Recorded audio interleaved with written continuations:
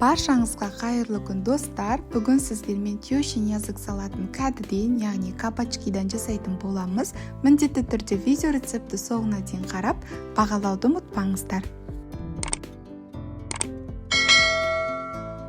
Алдын ала жуып тазартылған кабачкиімізді ұзыннан жіңішке етіп турап аламыз.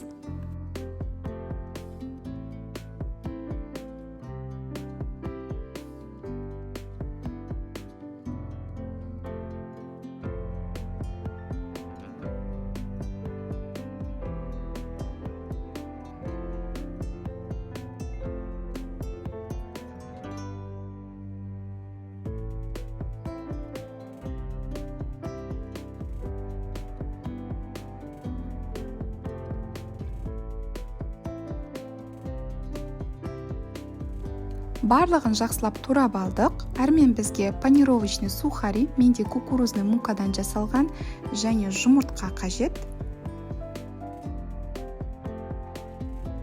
Жұмыртқамызға шым-шым тұзымызды салып, жақсылап араластырып, кәдімізді жұмыртқаға малып, одан соң панировочный сухаримізге малып, противенге бірінен соң бірін қоятын боламыз.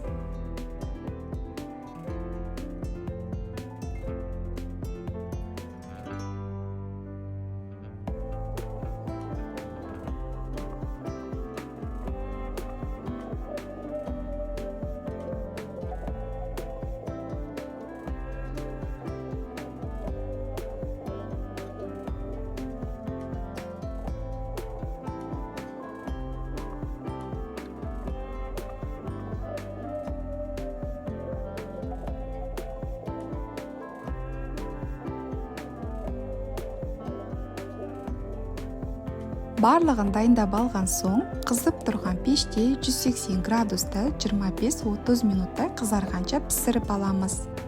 Салмасын жасайтын боламыз, ол үшін бізге майонез және үгітілген сарымсақ керек. Екеуін жақсылап араластырып аламыз.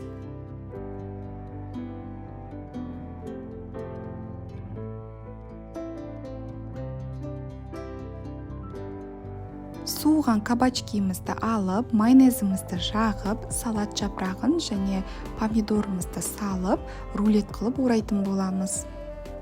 Осындай әдемі рулет болып шығады, қалғандарында дәл осылай жасайтын боламыз.